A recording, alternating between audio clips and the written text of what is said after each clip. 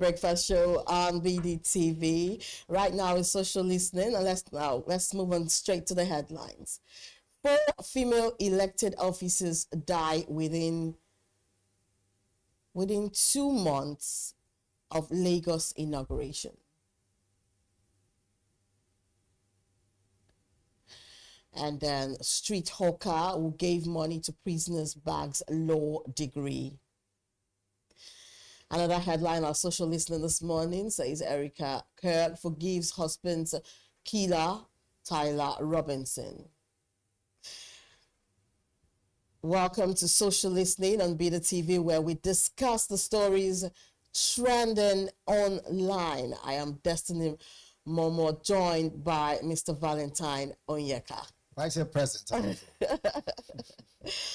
Good morning. So how's it been? Well, we can't complain. You're enjoying the week already. Very, very, very obvious. Yes. Yeah, I mean, we have no choice but to jump into it. It's Tuesday already. It's Tuesday already. What do we have? All right, let's get into today's stories. In just 57 days since local government officers were sworn in, 4 female councillors, vice chairmen have died under different circumstances. They include Oluwakemi Rufai from Ibejuleki, Zainab Shotayo from Odiolowo Ojuoye, and then Princess Oluremi and Nutai Ajose from Badagry West, and Basirat Oluwakemi Maya Beacon from Shomolu. Now, the Lagos APC has dismissed claims of foul play, urging the public not to spread conspiracy theories. But the public is still unsettled. Before we look at tweets, what do you think of this, Mr. Eka? So, first and foremost, it's a sad thing to see that someone can die. Well, everybody would die one day, I'm sure. But the fact that someone with you, all of a sudden the person just, is no more, that alone is very painful. So we want to use the opportunity to tell, the families, if they're listening, we are with you. Condolence. Listen, our condolence is not easy. If you've ever lost someone before, you know how painful it is. There is no recovering from that 100%. At some point, you have to live with it. Oh, that's. But having said so, Yeah. It is what it is. It is what it is. But then the number of deaths, and these local councils, it's kind of much, given that it's just, 2 months after assumption of office. And it's actually, kind of brings a kind of sentiment and some kind of, I don't know how to describe the feeling, but that is not a good feeling anyway. But like you said, for those that have actually lost someone because of this, our heartfelt condolences. Let's see tweets regarding this report. All right, there from Dino Speaks One, say all females, all dead, all elected officers in Lagos State, same day, but died mysteriously before and after inauguration. Is it a mere coincidence, or someone is sending a message to the female folks to stay off Lagos State politics? Oh wow! Oh wow! Oh wow! Now this, I think this comment has, it's very pregnant with a lot of. There's a lot of undertone. Yes. It's making me see some things that I never even saw. But nevertheless, let's see what A3 says. A3 says a lot of people have died today. That's probably a coincidence. So then, from Sports Scholar said, this is very weird. How can 4 persons in connection die at the same time, worthy of a thorough investigation? But oh well, this is Nigeria. You can imagine the irony. This is Nigeria. So that word, or rather that last clause, this is Nigeria, I think it should be expunged from it. Okay. Because I think the person is trying to say that they might not get judgment or anything can happen in Nigeria, and like maybe we're a lawless nation or something. On the contrary, this is Nigeria could mean maybe the mysterious death would not be unraveled. Oh yeah. This is Nigeria could mean some spiritual inclination or something might be attached or involved. Or this is Nigeria where we have just said that they should be under the carpet. However, this is Nigeria where things can actually be taken seriously and they can find out exactly what happened and why those young ladies died. This is Nigeria, where we can actually talk about it and be able to get justice for these people. This is Nigeria, where things can actually work. What if we're optimistic now?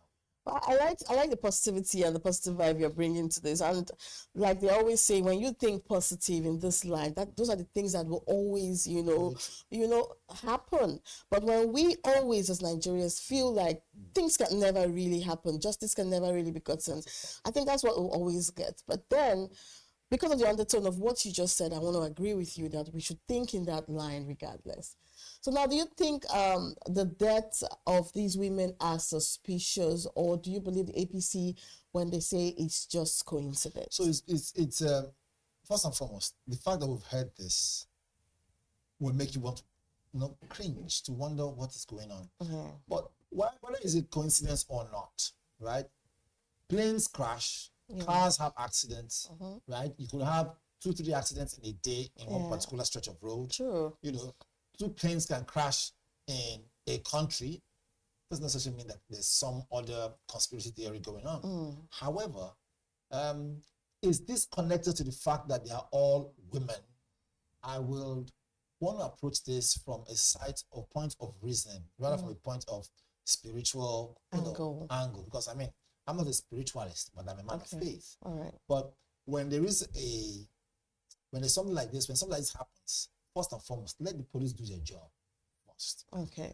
We have an investigative, arm in the police. That what they do is to go and find out what happened. Send your inspectors, go there and find out exactly the circumstances surrounding the death of these young people. Okay, and compare and contrast. Is it that they all went out together for something? Yeah. Is it that they ate the same kind of food? Yeah. Is it possible that, let's look at it from the angle of they were under the same roof or something? Were they exposed to something that could, trigger? Let's don't forget in a hurry. Yeah. There's what they call food poisoning. I'm not talking about someone poisoning your food. Yeah. There's food poisoning. Just a natural phenomenon. I'll tell you a story. Because one time I had an outing with friends, and the meat that was shared wasn't properly cooked. Oh, so it affected everyone. We all went home, and we came back the next day. Very few people were in the office. And I'm like, what happened? And I said, look, they all had to, visit the hospital. What for? Food poisoning. And when every other person complains, we realize, so what happened? And so traced it. Yeah, so we traced and realized that, wait a minute, that the meat wasn't properly cooked. You could tell. But anyways, again, let them do their job. Let the police do their job. Let us be able to comfort them. Like they rightly said there in the story, that we should not all be quick to jump into conclusion. Anything can happen. We are media people. Whatever we see right now, those at home will take line, hook, and sinker and say, okay, of course. It was instead of BDTV. But then it still can be a coincidence as well, because who knows? These things happen. Okay, now to an inspiring story. Ekuma Jeremiah, a pure water hawker in Lagos, has just graduated with a degree in law. Back in 2022, he was captured on video while selling bottled water in traffic. A prison van was passing by, and he decided to share most of his earnings for that day with the inmates inside. Now, that act of kindness touched many people, and the video went viral, and one of those who saw it stepped in to sponsor his education with that support. Jeremiah was able to leave the streets and chase his dreams. Let's see tweets on this very quickly. From AJ Daniel, it said, wow, from street hustle to law graduate, Jerry's story is proof that kindness never goes unnoticed. Wow. Let's see other tweets saying from Zach Lost says, Nigeria loves turning human struggle into fairy tales. We cheer Jerry now, but how many kids like him are still in the streets without water, food, or hope? A system that depends on going viral to rescue talent is a failed system. On the contrary, I want to disagree with this particular contributor here. Yeah. But let's read the next story before I probably Okay, then respond. the next tweet says, some people look at prison vans and see pity. He saw people and showed kindness. That same heart just walked him into law school graduation. Let's see if there's one more tweet on this. Okay. Yes. All right. Now, talking about this guy's story, it's very inspiring if you ask me. And for the fact that he was focused, to be result oriented at the end of the day. Right. So I mean, it's good that we can see that random acts of kindness is not something that we kind of call it as you may, maybe premeditated or planned. No, this is just a guy who felt, look, they're human beings too. He didn't even think of it. He didn't even, the notch wasn't there because I think it indwells him. Exactly. So, I mean, good enough. It just happened the right time where someone was there to record it. Exactly. And then, I mean, it went viral. down the lane, you can see him now graduating, but someone said, look, let's also step into to help him. There's a moral story, there's a moral twist to this. Yeah. Also, there is a message that is passed to everyone who's out there. We understand that a lot of social construct, a lot of social, things going on there. But in this case, I think we should stick with a clear message, which is this: each one help one. Each one help. No matter the situation. Yeah. Remember, the man who is a criminal did not wasn't born a criminal. Sure. The society could have made him a criminal. That's why something would have happened. That's why I see judges and lawyers.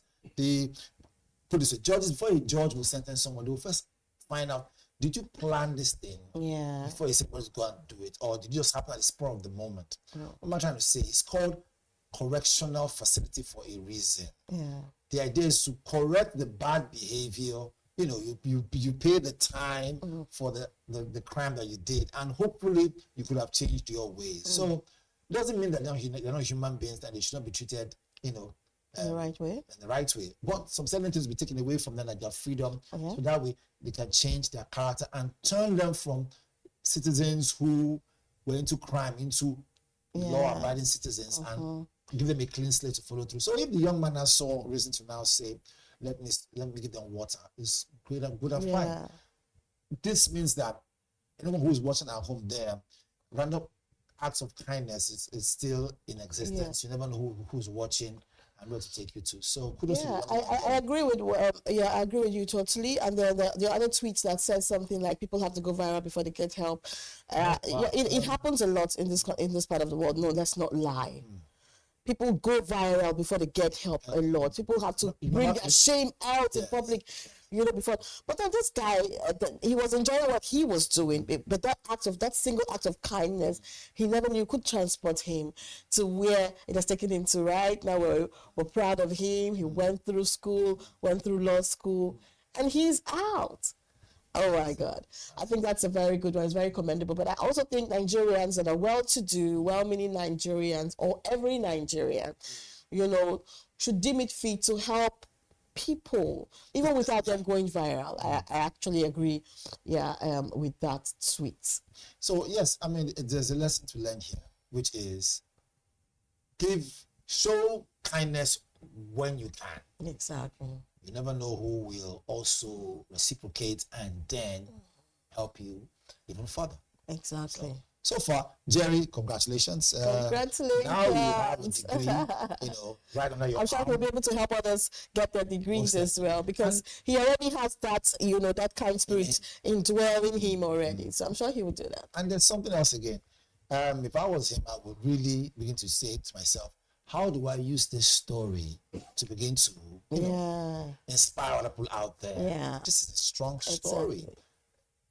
It's a story that is not just, put this way, shouldn't just be a thing of history. It should be something that should be used as a point to give of back contact. to like even a foundation or something. Most definitely. Yeah. And I tell you, if he thinks within those lines, he could have moved from just being a graduate, but also create multipliers effect where other people begin to say, so truly, random acts of kindness really does work. Oh wow. Mr. Val, thank you once again.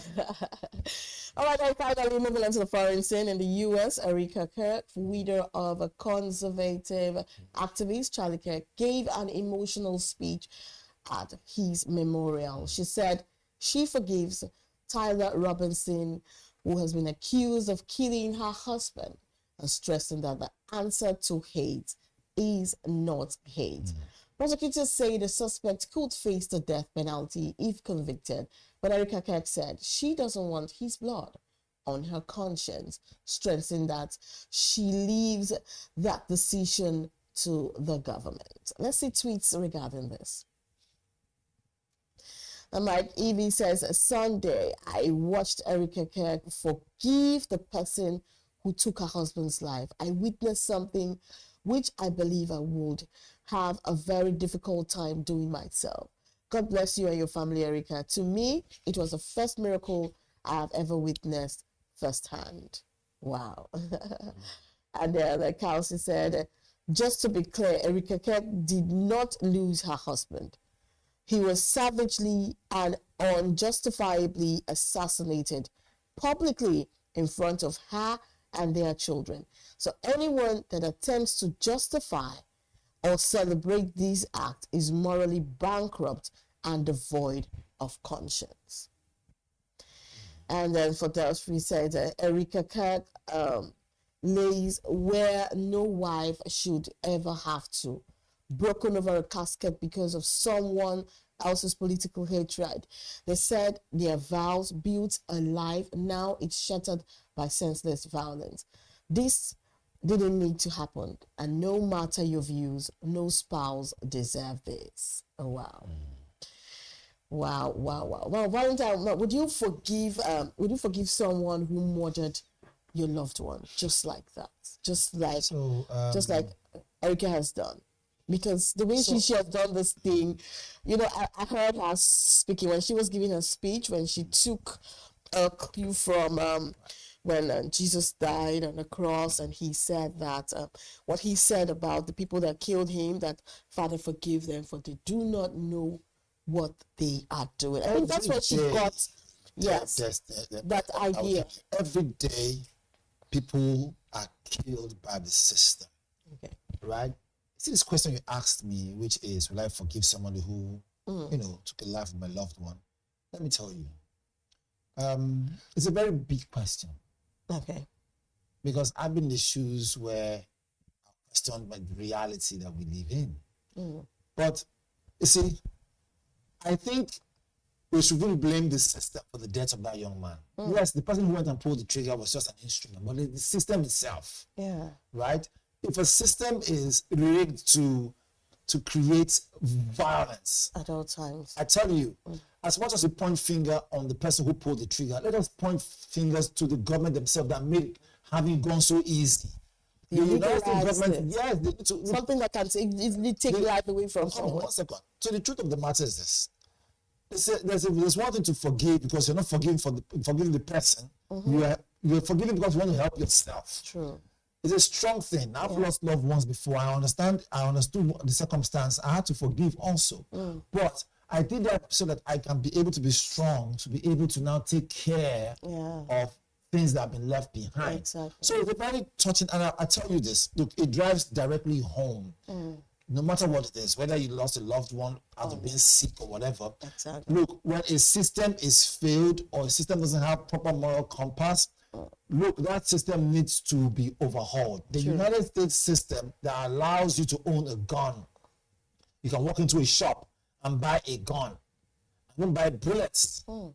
Something that can enter with minimal or no background check like that. Yeah. Look, you know what it tells you? I know. It tells that any person can just be shot. Exactly. After all, even though some say it was staged, but they tried to kill Donald Trump also. So what am I trying to say? The system itself is very porous, based on how arms and ammunition are gotten and owned. A regular 13 or 14-year-old boy who watches Good Bad and the Ugly movie on TV could just walk into his father's bedroom, pick up a gun, and do whatever he wants. And that's it. We hear lone shooters every now and then. So true.